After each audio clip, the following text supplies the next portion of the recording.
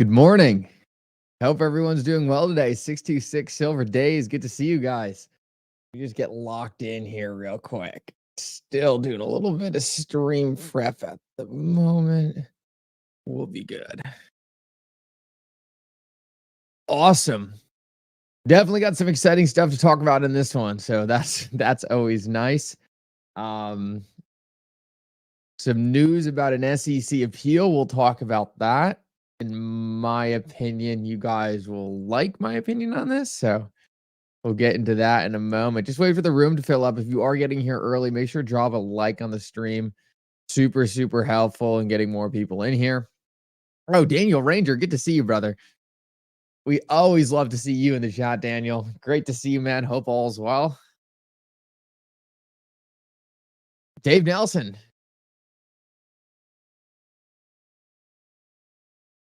Eden. Roger, good to see you, Roger. Hope you're doing well today. 02 RPM. RPM, good to see you, brother. Defin. Nice, nice, nice. We got a good amount of people here, or at least a good representation from some OGs. Super, Thomas, Rick, Lee.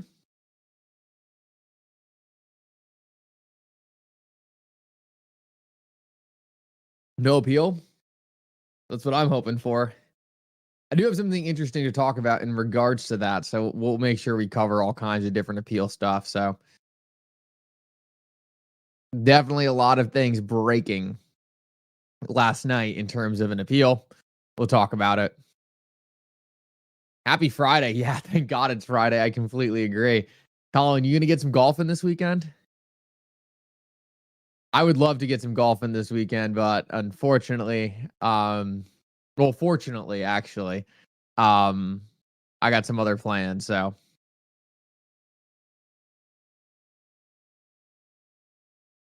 do I think XRP can rise? It's been a blank show for the last 7 years. I'll tell you right now, I would not be invested in XRP if I didn't think it could rise. So, yes, I certainly think XRP will perform. I think right now, I mean, nothing in the market. I mean, nothing in the market realistically has been performing outside of Bitcoin and Ethereum. Everything else is kind of just waiting. And I actually will counter myself a little bit there because I mean, if we do take a look at XRP, and I understand this is not the move everyone wants a much bigger move. But if we take a look at XRP, even since like 2020, we can see that I don't think XRP has been a crap show at all. It's up 300% since 2020. Now, do we want a bigger move? Do we want something more parabolic? Absolutely. Like I am never going to say that I'm not looking for something significantly larger than what we've seen, but a lot of digital assets are essentially down to flat since 2020. Some have fallen off a cliff. So I don't think XRP is a great example of something that's been parabolic, has done something insane, but it's kind of as long as you're not buying tops. I mean, it's really hard to have lost money on XRP. It's essentially generally moved in a straight line or a nice diagonal line upwards, in effective, almost doing 60 to 70% year over year. So I personally think there's something much bigger on the other side of that. That's why I'm in XRP. I just want to make it clear, right? Like, it's not like I don't necessarily sometimes think it's the crap show many people think it is. Like 80% of XRP's history, maybe 90, 95% of XRP's history has been below the current level. So if we drop a line where XRP is now, very few times in XRP's history has it been above where we are right now. So we keep zooming in down here, though. We can see we're really just waiting for something to pop us out of here. That hasn't changed. Whether or not it's going to be the appeal doing that, that's the big discussion. So looks like we have 400 people in here already. That's incredible. Guys, I will say real quick, make sure to take a quick second, drop that like on the stream, drop the retweet. The goal of these live streams is to try to answer questions for people who don't know a lot about XRP. The only way we get more of those people in these things is if we get this stream shared, we get the stream liked. These two things are such simple ways to make sure that we spread the word and really make sure that we grow the XRP community. There's only so much I can do, right? Getting up behind the camera and talking about these things. There's only so much I can do. It really comes down to making sure that people can actually see the stream, people can engage, people want to come here, and that's all on you guys. So appreciate you guys all so much for everything you do. You play a critical role in expanding this community and teaching people along the way.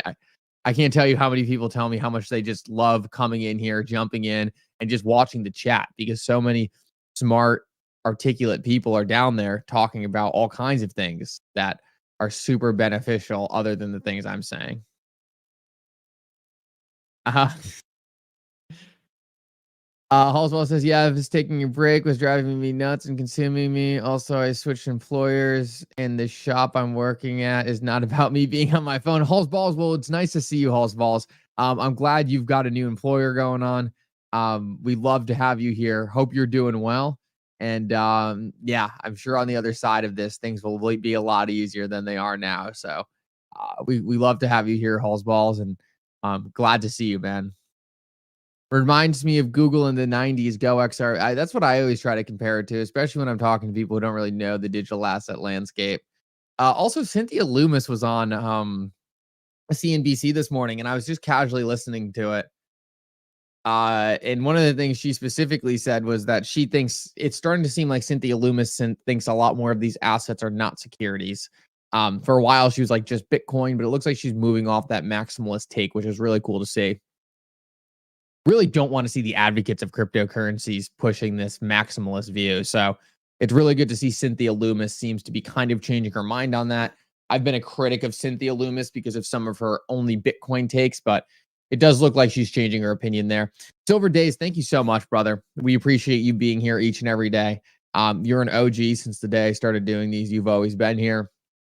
You've been such a great part of interacting with everyone here and just being an awesome guide for how everyone can help navigate this space. So Silver Days, you're a legend of the channel, and we appreciate you being here.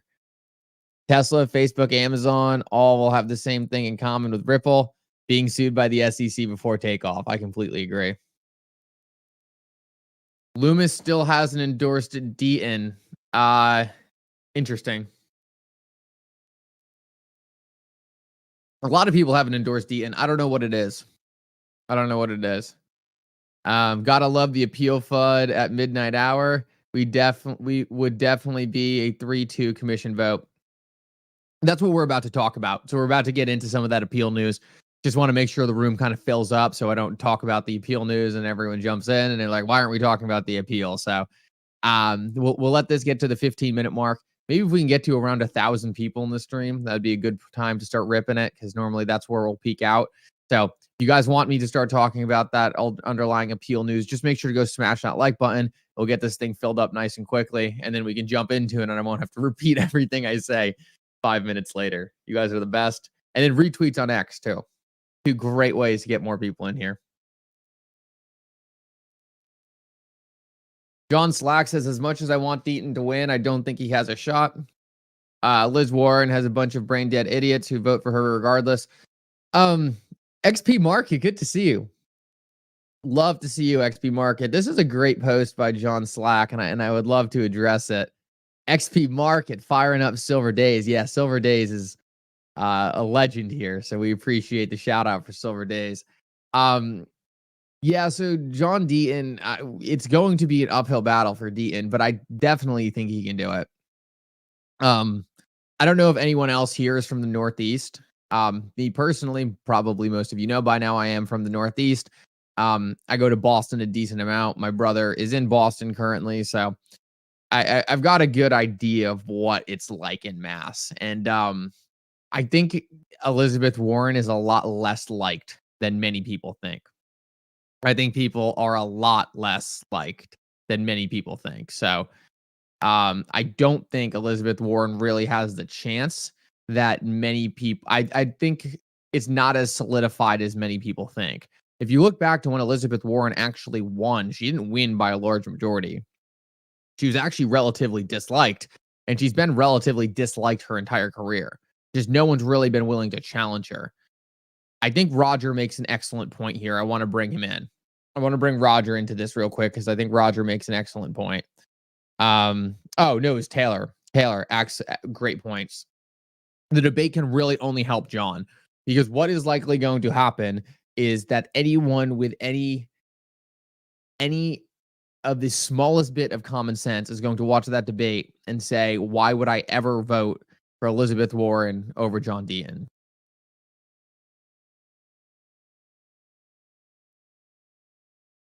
Awesome. I think it's JJL says, I'm in MA. We needed a candidate that made sense, and John Deaton makes sense. Only the city likes her, but everyone else in the state hates her. That's awesome. That's kind of the consensus. I have yet to meet anyone who likes her. As someone from the Northeast, right? I mean, like, everyone's a liberal. Everyone's a liberal. But no one likes Elizabeth Warren. No one likes Elizabeth Warren. Even like the people who I'm friends with who are liberals, like, they don't like Elizabeth Warren, right? Like, if they had another choice as a Democrat, she would be out in a second. So she's not a well-liked person.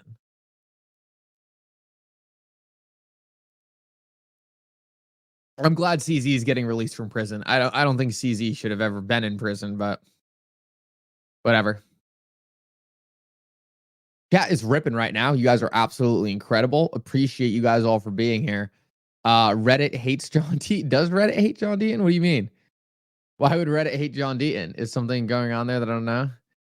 John can solidify. Oh yeah, John's gonna make John, if they do debate, which Elizabeth Warren is making a huge mistake debating John Deaton. Huge mistake debating. I don't know why she's doing that. If they debate, that is not good for Elizabeth Warren in the slightest. I don't know why she's doing that. If she's gonna, here's the thing, like, Elizabeth Warren, the main thing she wants to do is not let anyone know who John Deaton is, because then she'll win.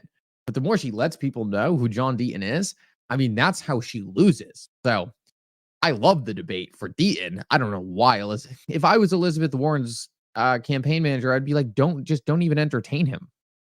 You have this thing in the bag. Like, the more attention you give him, the more people are going to hear you talk and then say,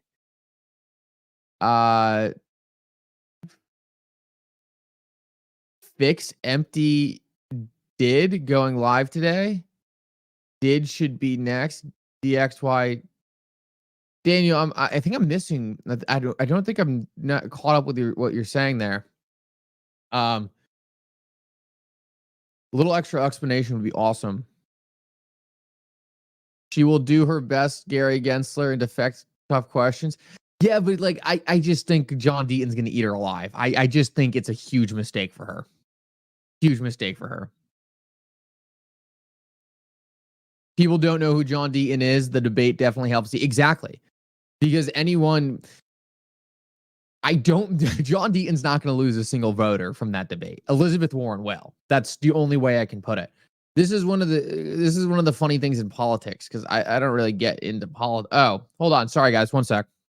1/10. Now, for adjusted for inflation, we'll call it real spending. That comes in smack dab right where expectations were, up 0.1%. The problem is up 0.1 is the lightest since April, when it was unchanged. Now we get into the Moneyball numbers. The PCE price index, now this is a month over month, expected to be up 0.1. It is up 0.1. If we look at PCE year over year, expecting 2.3, it comes in light, 2.2. In the rearview mirror was 2.5, 2.2 or 2.5. They all comp to the same point in previous history, and that is, of course, when it was 1.9 in February of 21. So the last several months, that's the comp. We are making progress. It's still not at 2%, but it's certainly getting closer. But do remember, these are the lowest metrics for inflation. Maybe that's why they're the Fed favorite. Now, if we look at the core PCE month over month, comes in 1/10 lighter than expectations, up 0.1%.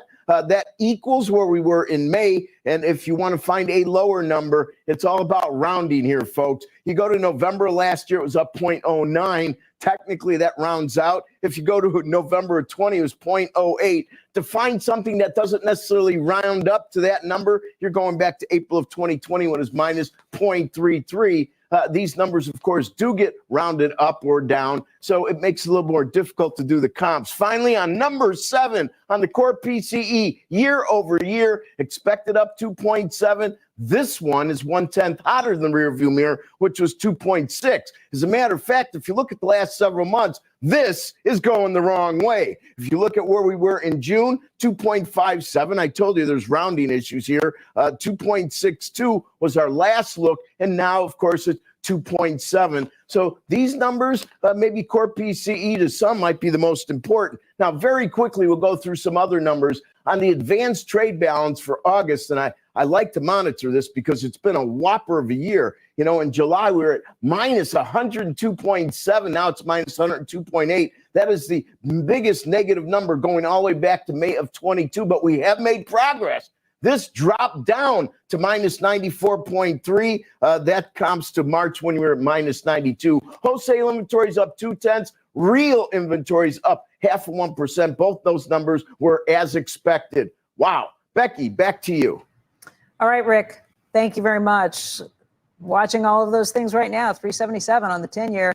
Steve Leisman joins us right now with more reaction to this. Steve, what's your takeaway? You know, there's going to be a time to declare victory on inflation, and this is darn close. Obviously, everybody wants to be a little wary, the idea that it could come back, but Paul Barron, exactly. Appreciate you being here. On the fly, so warning about that.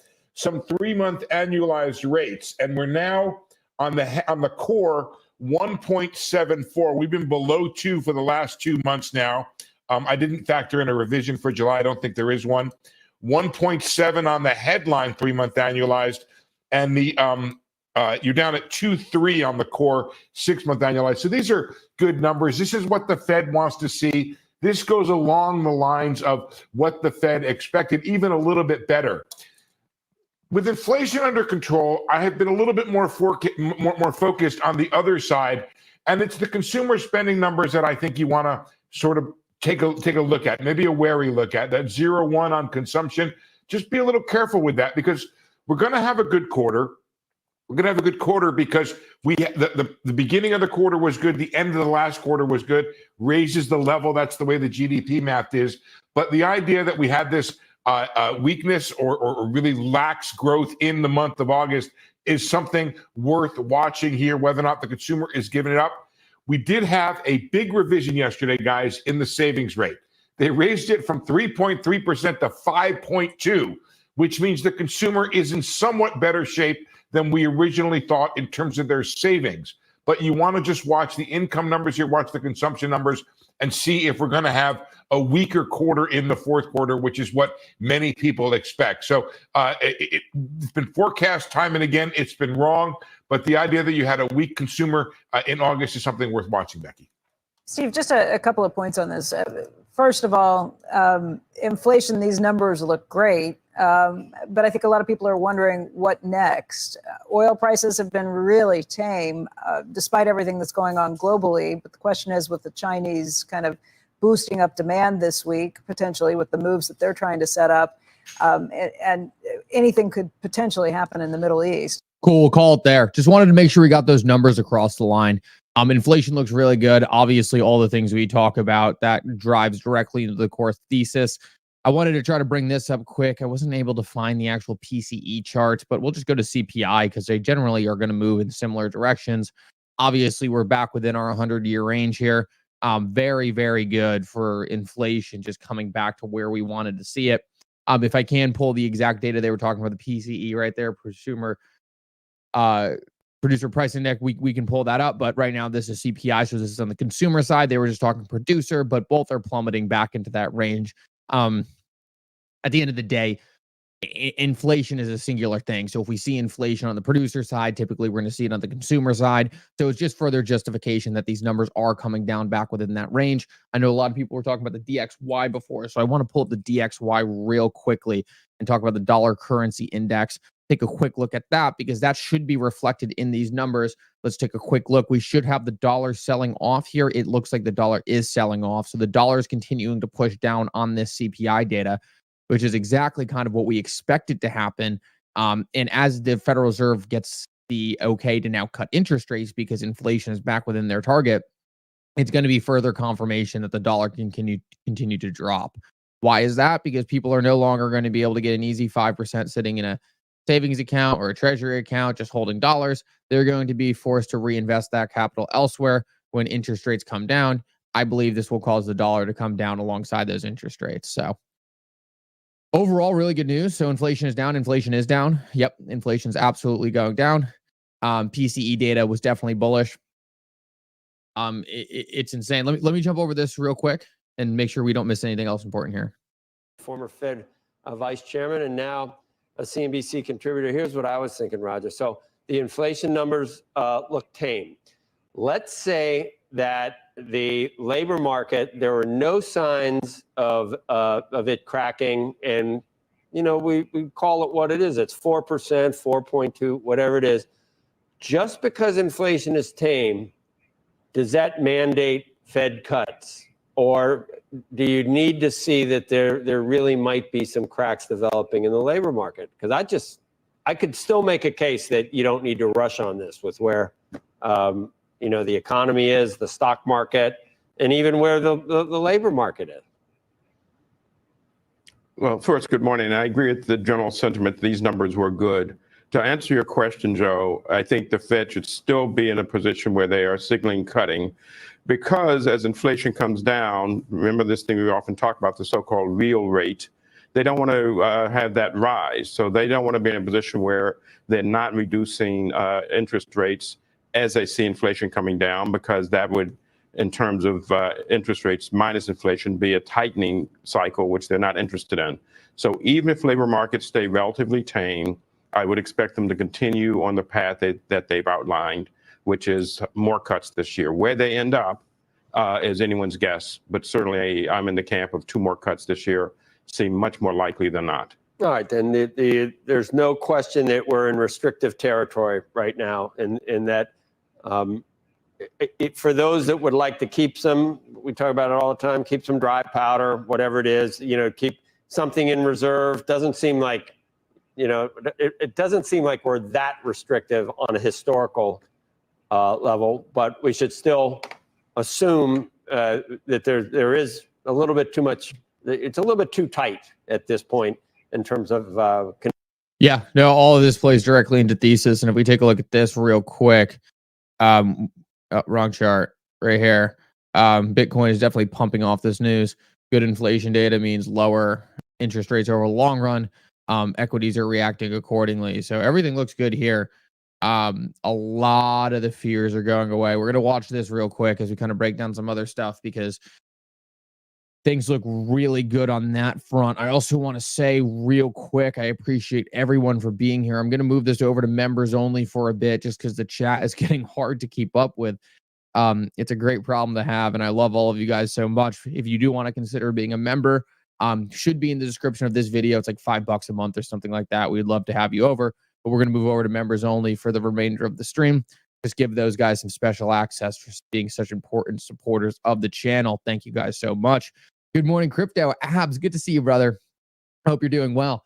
Look at this, guys. Bitcoin is reacting very nicely to this move we just got. We got this candle pushing upwards, and we've talked about this a lot. We really want to see Bitcoin make a substantial move upwards. We've talked about how gold is kind of leading the way there. I envision Bitcoin will kind of follow gold. So let's zoom out. We talked about Bitcoin pushing back up against this upper level. I think Taylor actually highlighted the 66 number. Yep. I didn't even look at the chat yet. Didn't even look at the chat yet, Taylor.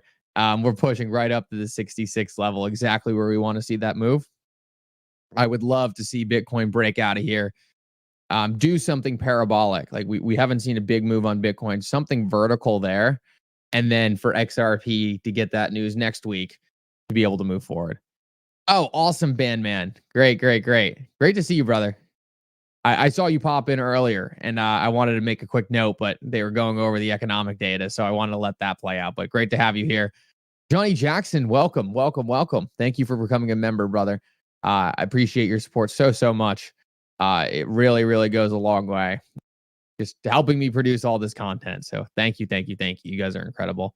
Bitcoin still reacting accordingly. I would love to get into the Apeal news here. It looks like this room is filled up very nicely, so we'll get into that real quick. This is going to be a very interesting conversation. We'll take this down. We'll go over here, and then I'll keep an eye on the chart on the back end in case anything interesting happens. Though we don't know quite how much exactly. Hold up, we are in real quick. Forgot I got to mute over here. That's muted, so now you guys won't hear CNBC in the background the entire time I'm trying to talk. Tracy, good to see you. Good to see you, Tracy. So no appeal. We don't know yet. We don't know yet. We won't know until October 7th. We won't know until October 7th. Mikkel, I was talking about the fix empty.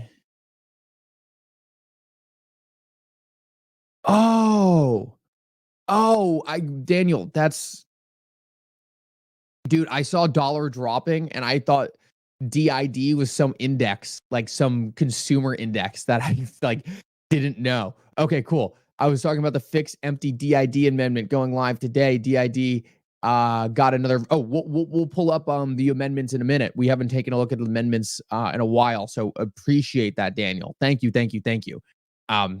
Sorry, I was so on the economic data. You said DID. I was like, DID. I was like, what does that stand for? I was like, I've never heard of a DID index. And I saw the dollar comment. I was like, I was like, does he mean the Dow? I was like, what's going on here? All right, cool. Daniel, thank you. 160 likes. Tracy, let's get that to 200. Right before we talk about the amendments, let's get that to 200 likes. I know you guys can do it. YouTube is doing some crazy thing too. Someone pointed it out in my video the other day and sent me a screenshot of like the likes literally being pulled away off the live stream. Guys, I'm telling you, we are fighting some kind of shadow ban. I could care less. All I like is that you guys come here every single day. The OGs know where to find me. It will sort itself out. They can't keep us down forever, but it was wild. It was like someone would like it. They would click like on their screen and you'd literally see a like getting subtracted. I've heard a lot of people mention that YouTube does stuff like this. So it doesn't surprise me in the slightest. I'm not going to try to fight it. It's pointless. They'll do what they want to do. We're going to end up on the winning side of this. All right, let's get into some of this appeal news. So Eleanor Terrett reported last night. Excellent reporter.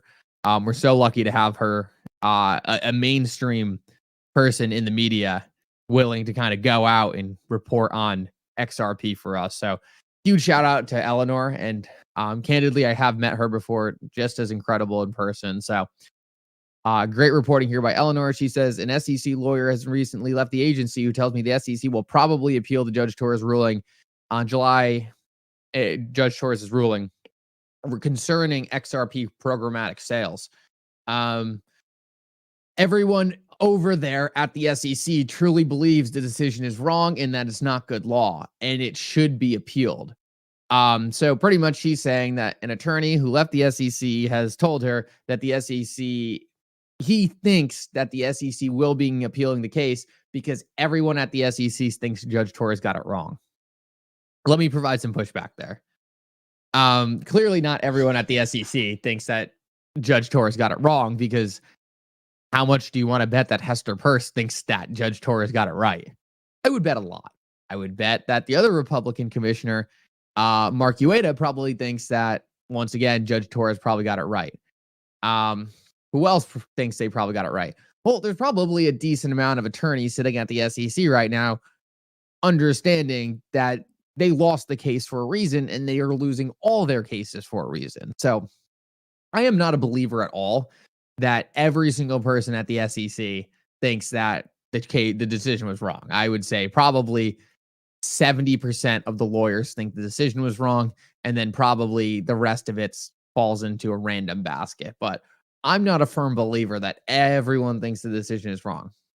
Jeremy Hogan says, of course they think the opinion is wrong. They were on the losing side of it. What the SEC should be thinking of right now is whether an appeal furthers its mandate of protecting investors and capital formation. Why isn't that top of mind? More evidence that the SEC has lost a plot. Now, the other thing I want to say here is, even if the SEC thinks the decision is wrong, that doesn't really change my theory, because my whole theory is they can think the decision's wrong. It doesn't mean that strategically it's the right move to appeal the case. So I've just been trying to be clear here. The SEC is going after programmatic sales. So programmatic sales are sales that Ripple sold XRP on an exchange, And then the SEC is trying to say that Ripple selling on the exchange is a securities transaction. But it's just so hard to pin down Ripple for that transaction. Like, they're better off going after an exchange. Like, if I go and sell something that I own on eBay, and there is something wrong, someone sees something wrong, with the way that transaction is taking place, is it me or eBay you're going to go after? Well, I don't understand eBay's intricacies, so I think there's a much higher chance that they would go after eBay, right? Because that's the exchange that's facilitating them.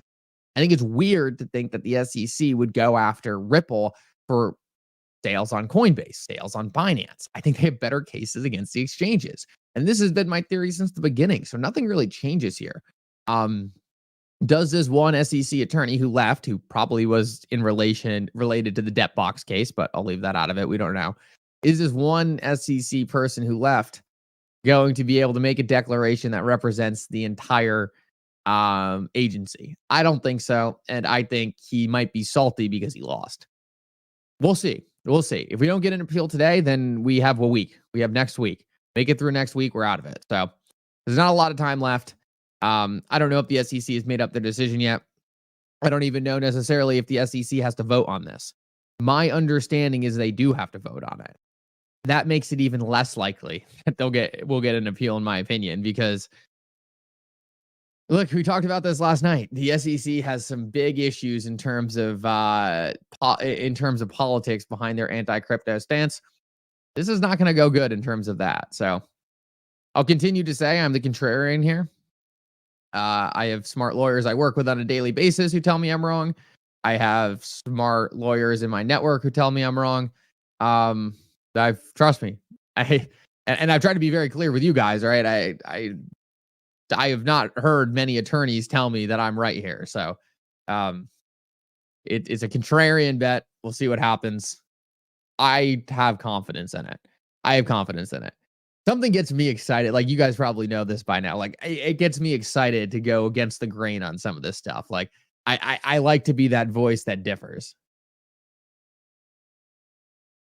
Awesome, Taylor.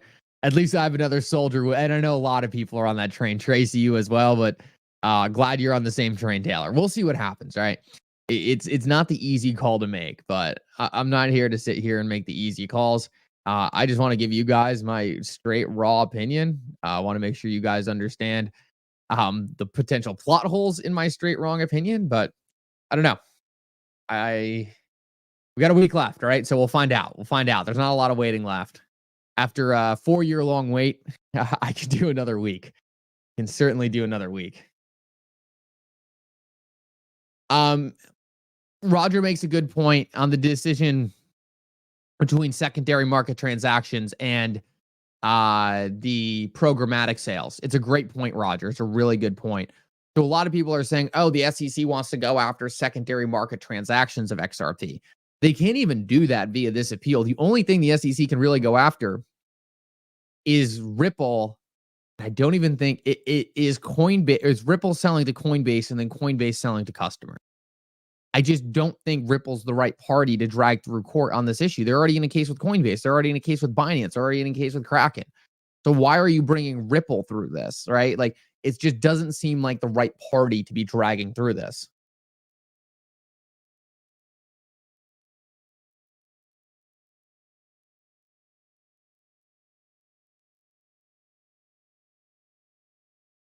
Not to mention the political the political S-storm that will be caused.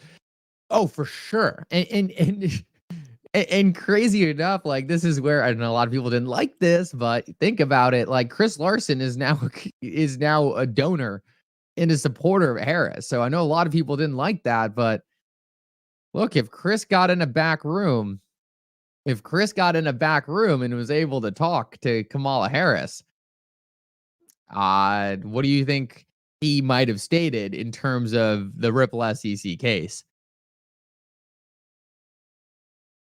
Love hedging the bets. Oh, I do too.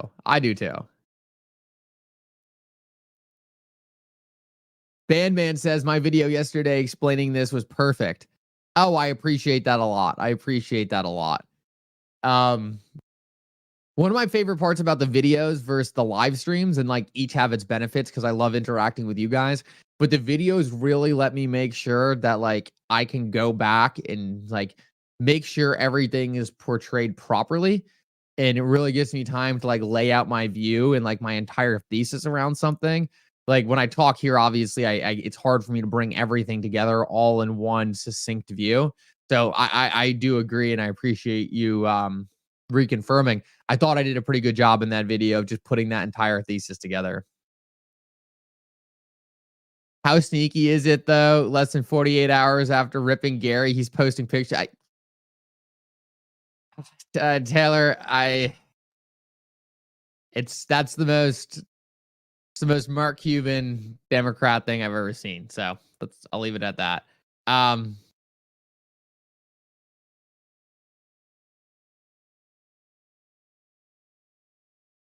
Yeah, we learned yesterday not many people here do like Mark Cuban, but interesting enough, we did agree that Mark Cuban would be better than Gary Gensler at the SEC. Hey guys, 1 minute. I'm going to throw on CNBC for 2 seconds. I'll be right back. You know, the UN General Assembly is really a terrific opportunity to try to do something like this because all the leaders are there, all the diplomats are there. You can really run around the rooms and try to move forward. So I'm going to remain hopeful that the administration, at the very least, is caught trying to do this, which they are doing. And I'm a little surprised because the administration's been quite clear that they would not have proceeded without the tacit support of the prime minister in Israel. He seems to be pulling back from that. He's playing, I think, to his own audience, which is to the far right, keeping his political coalition together. And sorry for that. I have a feeling they were not talking about anything interesting based on what was going on in the screen. So I don't want to subject you guys to anything boring. Boring. Let's see what else we got. Oh wow, I didn't know about Chris being a donor. That sounds strategic. Yeah. And Chris has always been a Silicon Valley like Democrat. Like there's no like we can call it strategic all we want. I think he's like likely was always leaning that direction. But I mean, it's smart. Like do I want that to be the outcome? Absolutely not. But I would rather than be politically neutral because so far, obviously, Ripple's problem is it doesn't matter what party they've been dealing with. They got sued by the Let's not pretend like this case wasn't started by the Republicans, right? The case against Ripple was started by Jay Clayton and it was continued by Gary Gensler. So I thought going into this, like, oh, Ripple has been such a fan of the Democrat, like they've been donors, whatever. Chris Larson is obviously posted in San Fran. He's been very open about his support for the Democratic Party. I thought when Gensler came in, I was like, oh, we're good. Like green light, we're through the door. I thought it was game over then. And then you see Gensler also cracking down. It's like, oh my, this isn't even a Democrat Republican thing. They're just both hating on Ripple. So we can get on the other side of that. Mickle, check DXY. All right. I got you, Murdoch. Murdoch, great to see you, brother. We have we love having you in the chat, Murdoch. Oh, look at that. Murdoch with an excellent call out. With an excellent you know, guys, I love coming on here and forecasting what I think is going to happen. But it's just forecasting, right? Like there's only I am the last person who's ever going to come on here and pretend to be some fortune teller. But this move we have been spot on with. Not this move. This move is developing still. We'll get there. This move right here. I mean, this dollar coming down now sub 100. Incredible. This is a massive resistance point. Like I want to see a smash right through this floor. Come right down and start really making a big macro move downward. To me, it looks like that is in the cards. Let me clean up this drawing real quick and just restart because now I have these scribbles all over it. Let's really zoom out here, get the month view going. Now that we are, sitting below 100. This chart. Huh?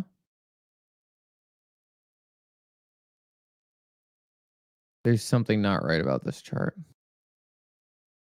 Hold on.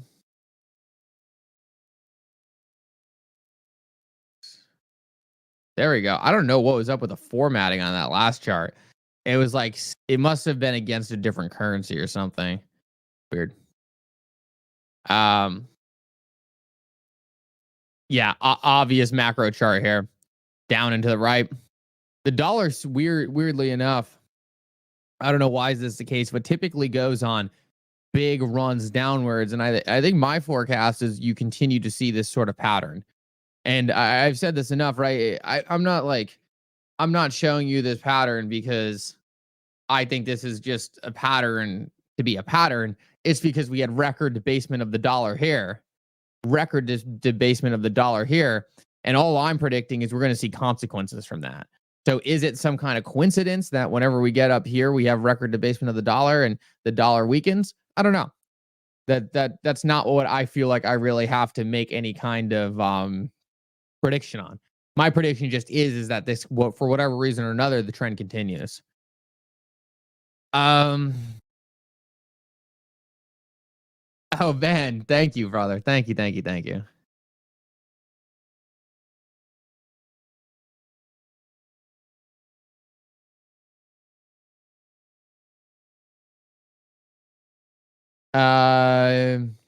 Taylor said, that's why I think there needs to be some hesitation with Mark as the SEC chair. I think it's a win, but Gary was the same. I don't. Yeah, to be fair, yeah, Taylor, I don't think he's actually in consideration. Like, I think he's just like he's just I don't even think he's really in consideration. So I agree with you. I think we would have to be careful, but I also don't think it's actually real. Also, guys, it looks like the market's going to open. I think the market's going to open pretty strong today. That inflation data was good. That inflation data was really good. And it just further confirms this thesis that we've been talking about. Inflation going away, dollar weakening, rates coming down, all at the same time as you see a lot of liquidity coming back into markets. China.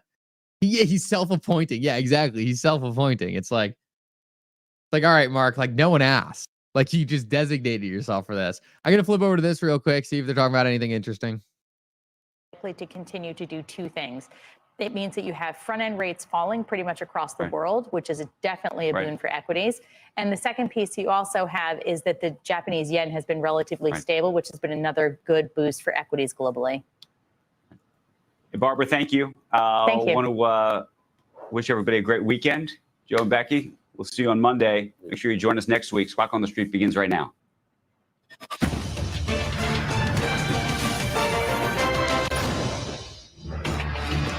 Good Friday morning. Welcome to Squawk on the Street. I'm David Faber with Sarah Eisen and Mike Santoli. We are live and we're at post 9 at the New York Stock Exchange. Carl and Jim both have the morning off. All right. This is typically where I think CNBC gets a little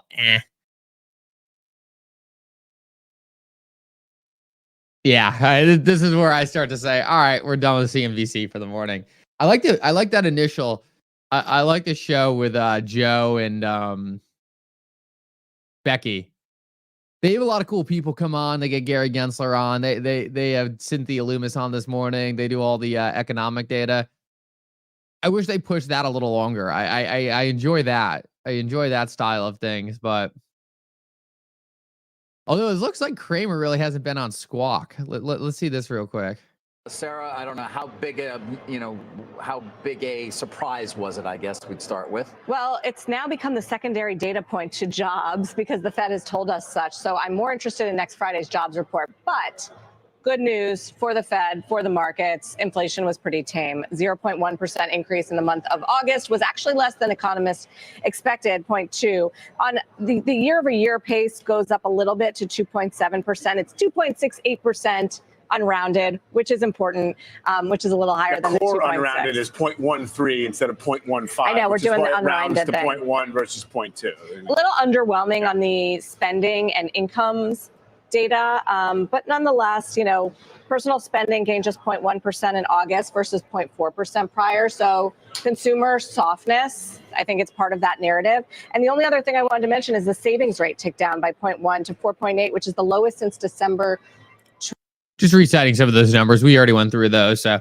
just wanted to see if there's any difference in opinion on the numbers. But I mean, guys, I mean, to me, it seems like for the most part, everyone thinks they're good numbers.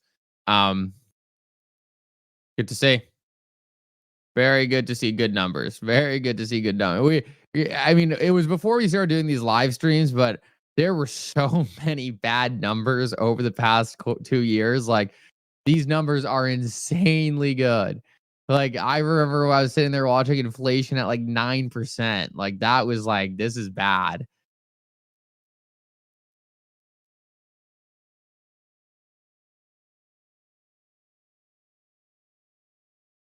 Yeah, I like Joe a lot. I like Joe a lot. He's good. Becky is I'm not a huge fan of Becky, but she'll have her moments where she's all right. She's tolerable. I don't like Andrew Ross Sorkin when it comes to crypto, but I do think that he does have his moments where he's good. I think I either hate him or do enjoy some of the stuff he does. I think I don't know. I don't hate him. Let's put it that way. I don't hate him. I wouldn't say I'm a fan of his, but I don't think I hate him either. There's much worse in mainstream media, let's put it that way, I think, than Andrew.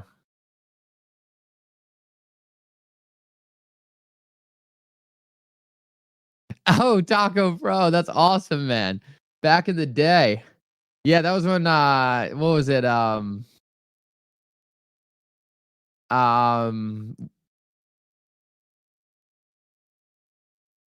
Moo something like that. Yeah, they gave out the free stocks when you signed up. That's so funny. Yeah, that was back in the day. It's crazy how much things have changed since then. Hate Gensler more? Not even close. Yeah, he's the top of that list. Just checking through the news real quick and making sure we're not missing out on anything. I haven't seen anything in the crypto world this morning outside of those inflation reports. See, anyone else see anything interesting? Something that we need to be paying attention to? Fire Dog, how's that? Yeah, how's that hurricane going? Yeah, Roger, how about you? I saw some videos of Tampa this morning. It looked very flooded. My grandpa's in Fort Lauderdale. He said he didn't really get much.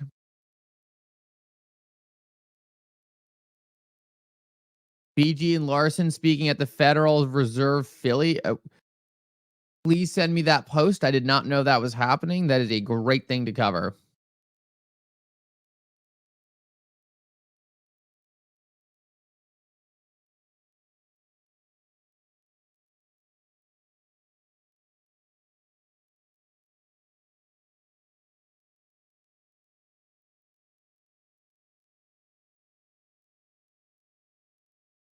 When am I going on the next crypto town hall? I'll jump on there eventually. I mean, to be honest, Taylor, Twitter Spaces are just like the annoying thing about Twitter Spaces for me is like I'll sit there the entire time, I'll get my comments in, and then it's like, it's like almost a bit of a waste, like a waste of time for like the entire hour.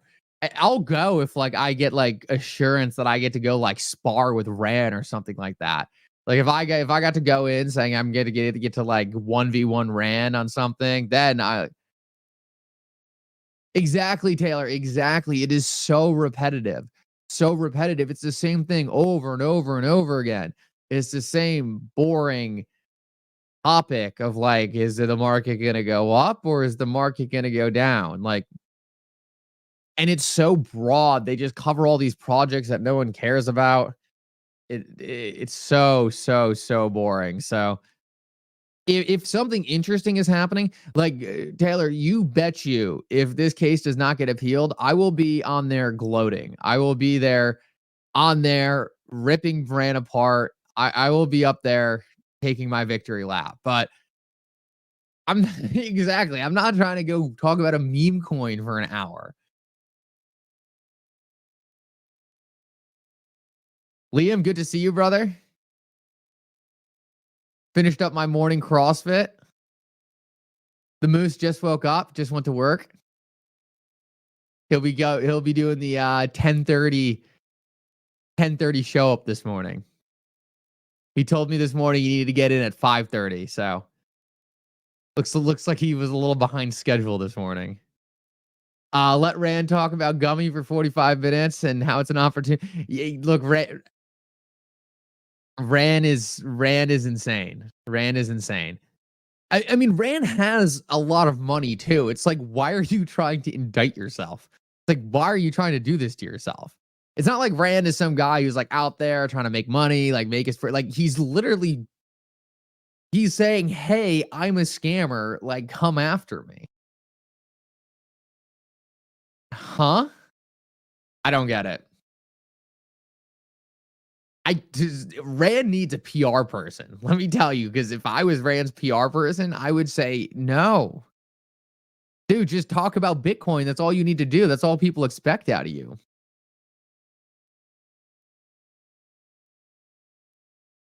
Oh, Taylor, they'll hit me up. More exciting, though, I'm going on Ron Barron show, October 7th, Taylor.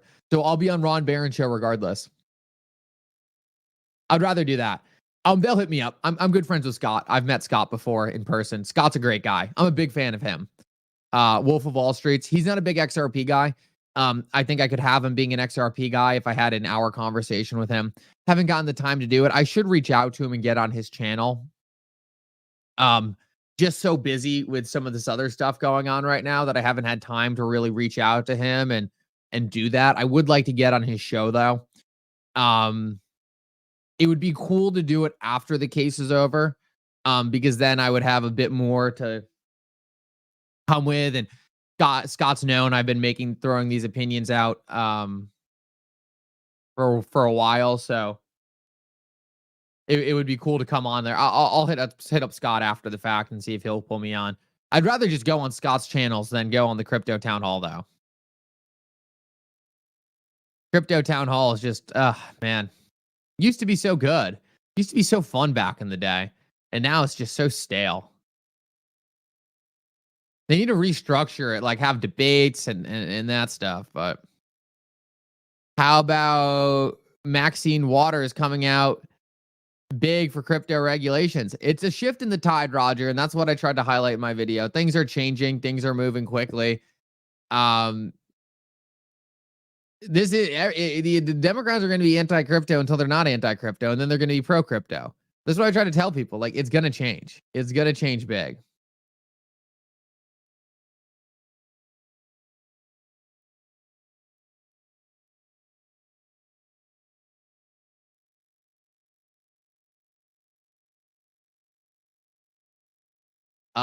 Personal savings.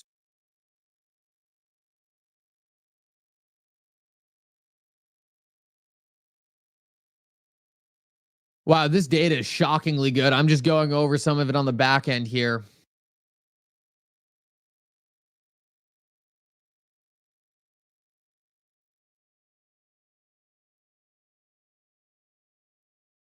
Personal saving rates being revised up, GDPs being revised up.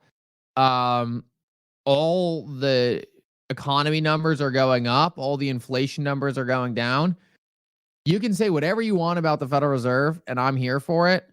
What has been happening has been shockingly good by the Federal Reserve. Like, Kevin, good to see you, brother. Great to see you.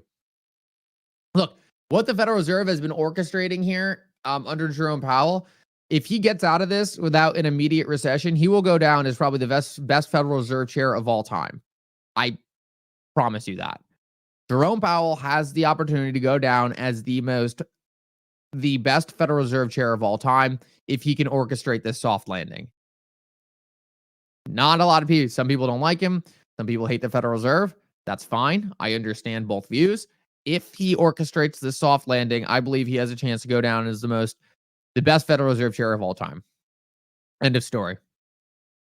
And it's going to be cool retroactively because we had like almost the entire thing documented on this channel. So we'll see. We'll see. That's my prediction. I think he will orchestrate it. I do think he will orchestrate it. I think we might have a little bit of shaky economic data towards the early part of next year. But when I say shaky economic data, I mean GDP growth going from like 3% to like 1.5 or 2. Don't fight the Fed. Exactly. Don't fight the Fed. Key, you nailed it. And that's one of the biggest reasons on this channel I am constantly telling people you cannot like the Federal Reserve numbers. You cannot like the Federal Reserve. You cannot believe any of the numbers. You can think it's all a fraud. But at the end of the day, when you have someone at the top of the game, someone sitting at the top chair who has the ability to, one, print money and control the rules of the entire system, I hate to say it, but the game is that we have to listen to that person and we have to adjust our decisions accordingly. Does that mean I think it's the right way to do things? Am I happy that's the way the system works? Absolutely not. No, like I'm with you guys, but I'm not going to be the person who sits here and says, I'm not going to pay attention to how the game's being played. Because if we want to win the game, we got to play the game. Same thing for YouTube. I say this all the time. People are like, oh, why do you make these thumbnails that are like exciting or clickbait? It's part of the YouTube game. Do I want to play that game? Absolutely not. Like I just want to post and say, hey, in this video, I'm going to be talking about this. But then YouTube says, okay, only 300 people are going to watch this. So then I make it exciting and thousands do. So it's all about playing the game. You got to play the game sometimes, and it might not be the game you want to play, but you got to play the game. Key said, I think people tend to forget that as corrupt as things can be in the United States government, acts like a corporation and would act in their best interest, even if it wasn't our. Yep, absolutely. And it is in the United States' best interest to cut interest rates, right? Because they're paying more money on interest rates than the federal deficit right now, or more than the military. So it's absolutely in their best interest to make sure that things look good in terms of the interest rates in order to make it so they're not paying out all this money that they don't need to be paying out. In my opinion, everything signals towards rates coming down. Everything signals towards the economy for somehow not falling apart. Somehow not falling apart. Why the economy didn't fall apart is insane. I think it's just because there's so much innovation happening. So much innovation happening. AI. You could replace an entire HR department with AI. Like that's exponential savings. So innovation is keeping this thing going. And interest rates were supposed to break the system. They didn't. I'm curious what it looks like on the other side of this thing. I think it's very possible on the other side of this thing, we have some very, very, very good things taking place in the markets. It's election season. Wait until the revisions come in after election season. Galicia, that's a great comment, man. Maybe.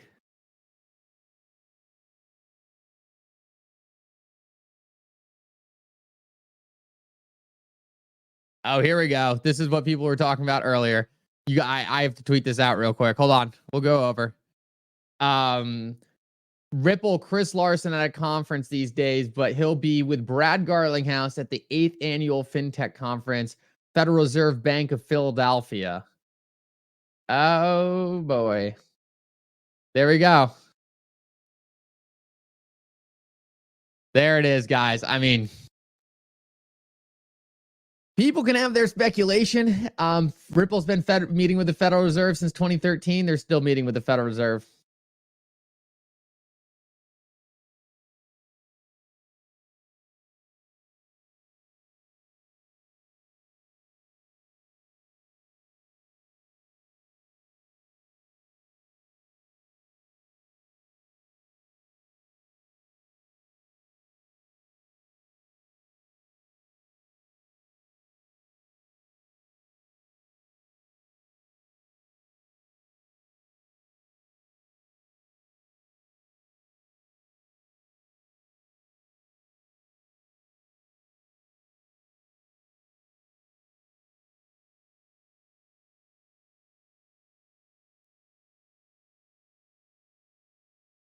Very cool to see.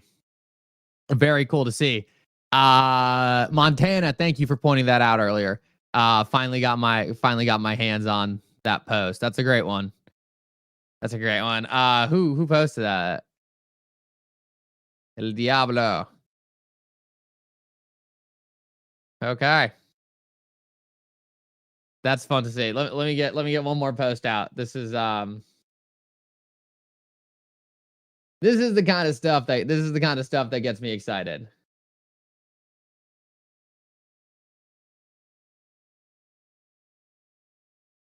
This is the kind of stuff that gets me excited.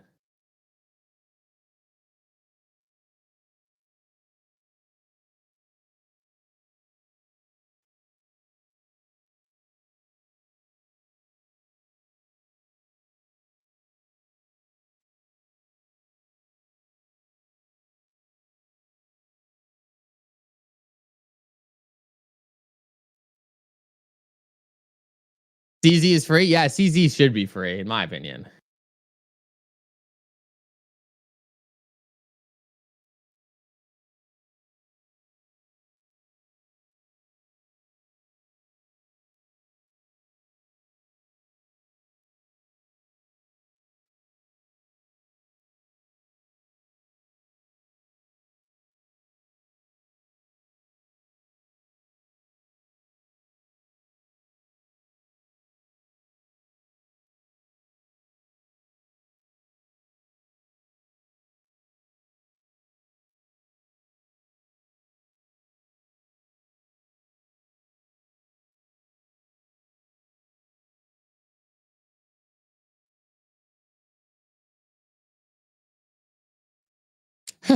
It's so funny whenever news like this drops, you guys should see what I get on my end. It's so funny.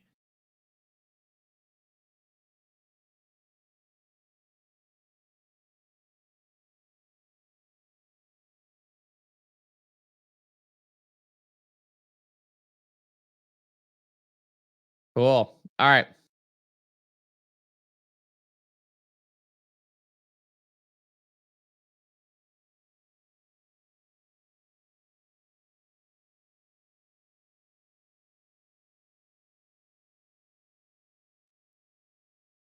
Get back.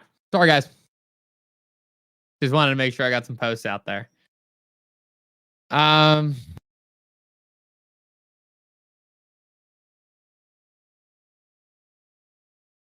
He went to jail at the perfect time, missed nothing. Yes, and I guarantee you he was not at a bad jail either, Taylor. Something tells me he had a nice little cell he got to hang out in for 4 months. They cleaned everything up on the back end, and then he got let out nice and early. So good for, look, I don't think CZ did anything wrong here. I think CZ was probably had a bunch of degens working for him who made some decisions, and guys, he probably, I don't know how many people Binance has working there, but he was never able to watch every single person, right? So like I was always a big fan of CZ. I think he's done incredible things for the industry. And what they got him with such ticky-tacky things at the end of the day. It's like, oh, one of your divisions was allowing money to be transferred from this organization to this organization. Like, CZ wasn't watching the wallets. It's one, either there was just an inept part of Binance that let these things happen, or two, someone else was corrupted on that side. But like, look, it's like out of everything that could have happened, like FTX, whatever, like, was it really CZ's fault? I don't think so.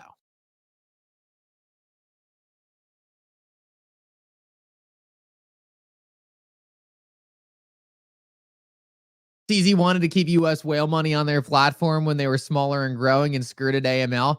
Yeah, absolutely. And Ripple skirted AML in the early days as well, because no one really knew if AML actually applied to them, right? It was like never clear if they even had to follow AML. So, like, in hindsight, right? Like, we look back and it's like, yeah, you should have followed AML. But like at the time, like, he didn't know. Like, would it have been smart for him to say, like, okay, yeah, let's follow AML? Yeah, but like maybe Binance would have never gotten to where they were today if they got rid of all those whales, right? So like, what was the thing? Either Binance becomes the most popular exchange in the entire world and they dominate the industry, or he deals with regulations that would have stifled him. So, oh, absolutely a win. Firedog said, hey, when you get to that level of that position, that's what you sign up for. That being said, he's going to be just fine. I respect anyone that can make it to that level like that. Absolutely, Firedog. I think the point I'm just trying to make is like, so I was always kind of a mixed bag on CZ. When he left Binance, he started a new corporation that was like education for like underprivileged communities, and it's like completely free. He's essentially working to like as like a passion project to help like up education in like underprivileged parts of the world, which like let me know like, okay, this is like a good guy. Like, he didn't turn around and was like, all right, here's my next cryptocurrency project. He didn't turn around and he wasn't like, all right, time to go live on my yacht. He's like, let me see what I can do with what I have now for good. So I was like, all right, like this guy like might have made mistakes back in the day, but he's a good guy. So I think that's where I started sympathizing with CZ a little bit. I was like, all right, man, to have this amount of money, to be able to just sit back and not do anything for the rest of your life, and to choose to funnel that into something as noble as like helping educate underprivileged parts of the world. I was like, all right, this dude has some serious ambitions in the world that I don't think are nefarious. Did he deserve to go to prison? I don't know. We can argue that. I don't think it really accomplished much. As we can see, I think he took his pit stop in jail, probably had some nice meals, probably had his nice solo little room. Yeah.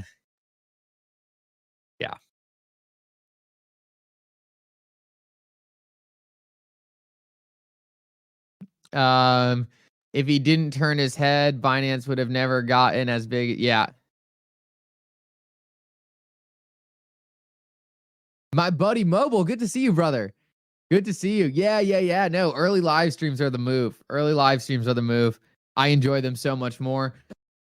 I have so much more energy. I'm not sure if you guys can tell, but I have so much more energy at this time of the day. So it's so nice. Like before I have to get into everything else I have to deal with for the day, I can just go on here, focus on the markets, and make sure I know exactly what's going on.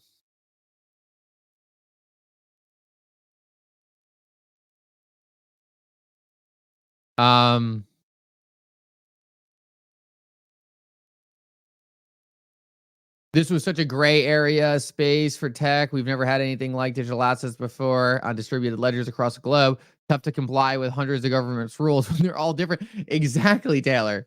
Exactly. Every government had different rules. And the Telegram CEO had a great quote about this.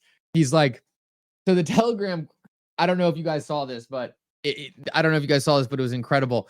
The Telegram CEO, when Telegram was under blast, he was getting interviewed and they're like, hey, like, I know it must be hard dealing with like all these different global regulations. Like the United States has free speech and then like other countries don't have free speech. Like we understand it's difficult. And he's like, no, like it's worse than that. Like we go to the United States and just in the United States, we get a subpoena from the Democrats saying, hey, if you don't hand over this data, we're going to arrest you. And then days later, he said he got a subpoena from the Republican administration and said, hey, if you hand over that data, we're essentially going to subpoena you. So it's like not even in a single jurisdiction is this guy getting a clear answer, let alone the fact that other countries have completely different set of rules. He's hearing completely different set of rules in the United States alone.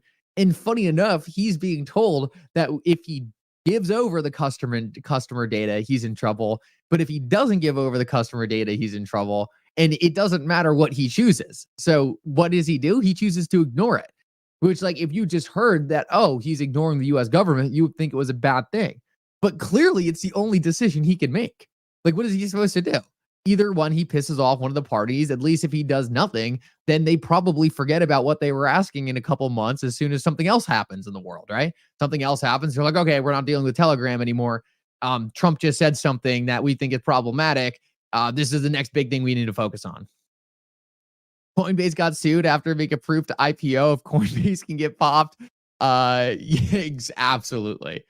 Yeah, anyone can get popped. Anyone can get popped. It doesn't matter, right? Like that's one of the things that, like, for me, like, was kind of getting over the hurdle of even like putting myself out there in this space. Like anything can happen. Like it's, if you spend your entire life like worrying about the risks and worrying about all the things that can go wrong, like you're never gonna get anything done. Like, as in my eyes, as long as you do everything as cleaned up as possible to the best of your ability, always looking out for everyone else and trying to make sure that you're just always doing the right thing.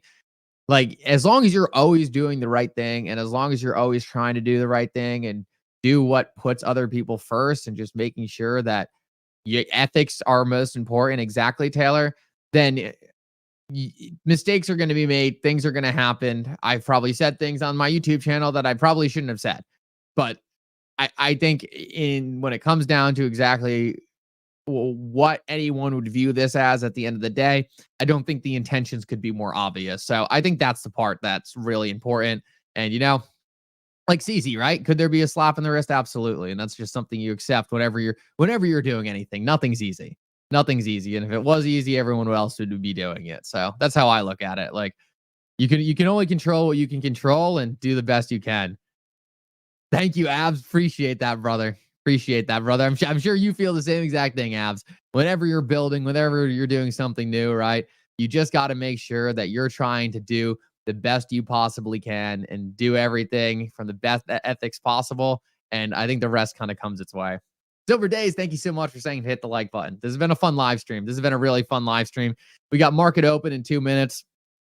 We'll see how things pop off. I need to get some food in me. I am starving. I am absolutely starving.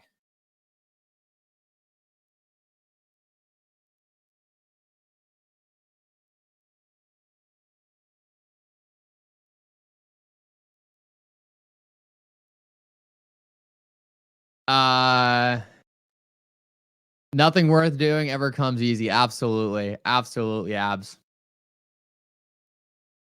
And it wouldn't be fun if it was. Like, it wouldn't be fun if it was easy. Like, the embracement of the grind is like half of it.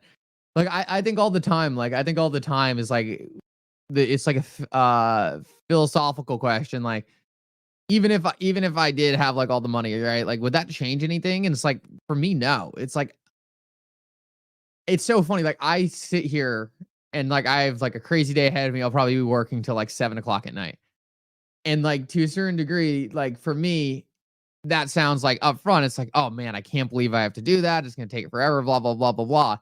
And then the weekend comes around and I have all this free time and I'm like, I don't even I just want to keep working. Like I want to keep making things grow. I want to keep progress going. It's like even when I have the free time, it's like I feel more uncomfortable with the free time than I do just like knowing that I have all this stuff to get done and all this growing to do and all this building. Like for me, that's fun.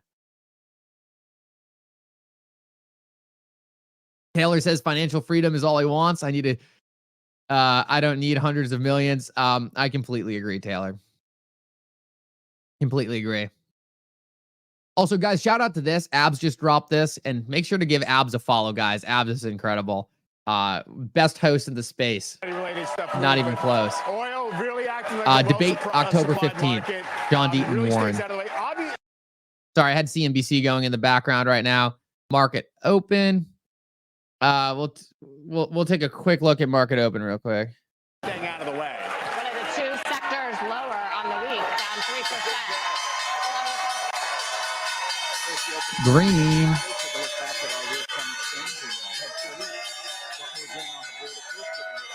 Here at the Big Board Legacy Education, that's not where the healthcare training colleges, and it's celebrating an IPO at the NASDAQ Global Engine Group, a provider of information communication technologies, also celebrating a recent IPO. So I talk about the fact that there aren't that many IPOs. Well, there are some.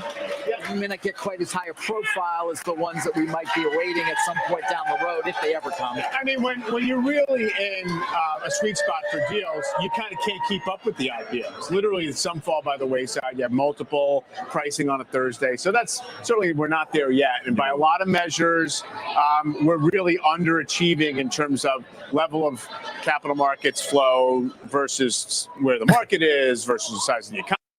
So that's another interesting thing. Sorry, just going to pause that real quick. That's another interesting thing. We're in a position right now where there hasn't been a lot of IPOs or new things coming to the market. Like that's going to change. We're going to see a lot of IPOs start coming back. Markets are going to start to pick up a little bit. We got liquidity coming back. We got interest rates coming down. We got inflation coming down. We have the economy holding up. There are a lot of, look, guys, I have no horse in the race necessarily in terms of saying what these things look like. If you asked me a year ago if this is the position we would be in, I would say absolutely not. Like I'm not going to pretend like I was fully expecting things to go this well. I thought we would see a recession. I thought it would be a quick recession. I thought it would be more of a economic number recession rather than companies getting hit with earnings, but I thought there would be a recession. The fact that we have made it this far, incredible. It's absolutely insane. Can things still fall off? Can inflation still resurge? Can we still have issues? Absolutely. It's certainly possible. But the fact that we've made it this far without any of that stuff happening, I mean, it is so bullish. So bullish. And you have an IPO market that gets back going. They just talked about that, what it would look like if the IPO market was ripping. We had no new deals coming. Firedog said we're definitely seeing a recession. Firedog, I think it's going to be a bit more of a rolling recession. Oh, well, absolutely. In a matter of time, yes. In a matter of time, yes, absolutely. There always will be a recession. Real estate is obviously in a recession of some sort. Manufacturing obviously is in a recession of some sort. But like, I don't know, like, is 2025 is that to be a hell of an IPO? I completely agree, Taylor. There could be some big IPOs coming up too. It's going to be fun to break that down, man. It's been such a boring time in the market in terms of like IPOs and all this new stuff coming on. It's like been so dry. So it's going to be so nice to see that pick back up. Cryptocurrency companies getting a little more activity in the United States. Ripple IPO, would love to see that. But yeah, I agree, Firedog.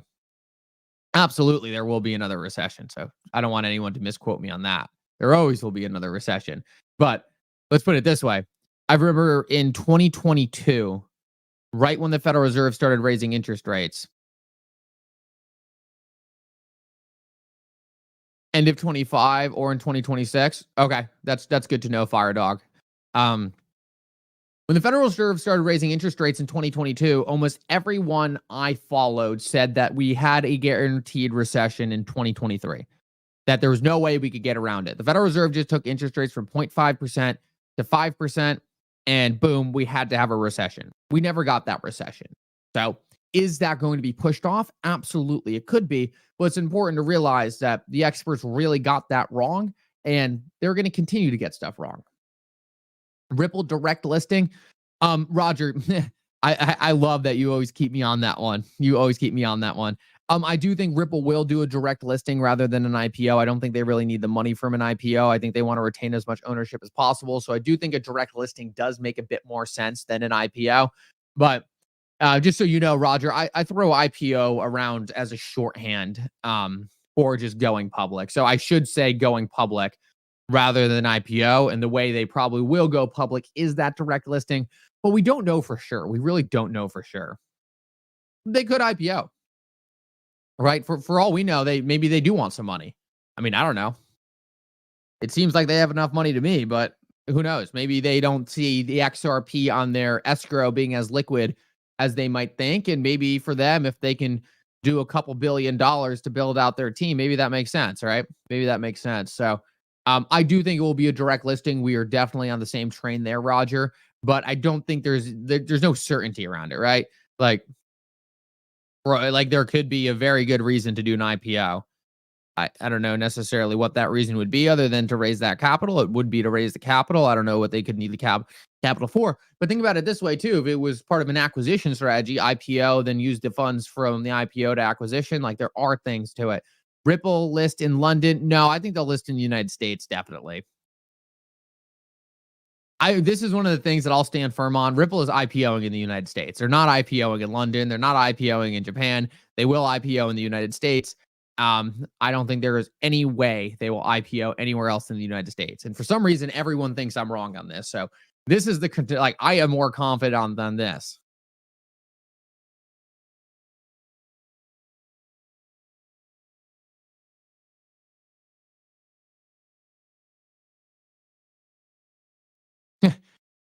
That's funny, Roger.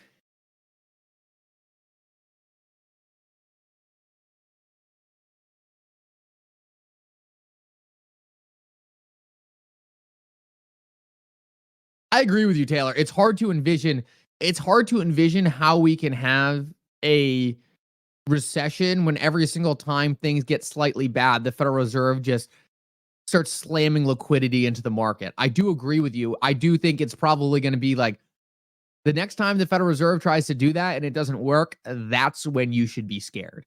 The next time the Federal Reserve starts to inject liquidity and it's not fixing the problem, that's when you know things are bad. That's probably that next depression. I agree with you, Taylor. it's like an antibiotic, right? It's like an antibiotic. It's like you keep getting sick, you keep taking the antibiotic, and it works, and it works, and it works, and it keeps working, and then it doesn't work, and you're just like, oh, that's all we had. Now what? That's what the liquidity is like. It's like it's gonna work, it's gonna work, it's gonna work, and it's not. Kevin Doherty IPO is a good thing all the way around. One, think about this, guys, too. I've never talked about this on the channel, but it was a great point made to me a long time ago. If Ripple IPOs, it automatically decentralizes the escrow in a way as well, because then the escrow is owned by everyone who is in ownership of Ripple, the company. So it actually decentralizes the escrow to a certain degree because it puts the escrow in the ownership of the public shareholders, which essentially makes it so Ripple's escrow concentration is no longer an issue. So interesting tidbit of a thought there. Do I think like it actually, like it obviously still Ripple's escrow, blah, blah, blah, blah, but it is an interesting thought. Ripple IPO also will add a lot of legitimacy to Ripple in the United States. It shouldn't be how that works, but it definitely is. How the heck do we handle this debt? We never stop spending. Roger, that's a great question. And it's one of the things where I will sit here and say, I am not the right person. I don't know. I have no idea. It's not something I spend a lot of time thinking about, to be honest with you. It's really not something that I spend a lot of time thinking about, but it's got to be fixed. It's got to be fixed. XP Market, good to see you, brother. Guys, make sure to check out XP Market as well. One of the best sites out there for monitoring the XRP ledger. I did say we were going to get into some of those amendments today. I apologize. I don't think we're going to do that today. We'll make sure to do that Monday, and we'll get into some of the XP Market data as well. There's a lot of exciting stuff happening on the market side today, so I'm glad we got all that covered. And we had a great group of people today. XP Market, we had Paul Barron stop in. Obviously, the local legend, Silver Days, was here. Roger, Taylor, Kevin. Oh, I'm glad you guys thought the escrow thing was so interesting. Yeah, I think it is interesting. Like, you don't actually, that's the biggest thing that people need to realize. Like, there's a difference between technical decentralization and legal decentralization, and both can be very powerful. Debt Jubilee. I don't know, Roger. In a way, maybe possible. Like, I'm not like Roger. I don't really think about that kind of stuff, to be honest with you. And to a certain degree, I think there will be a time in which it is more critical to think about.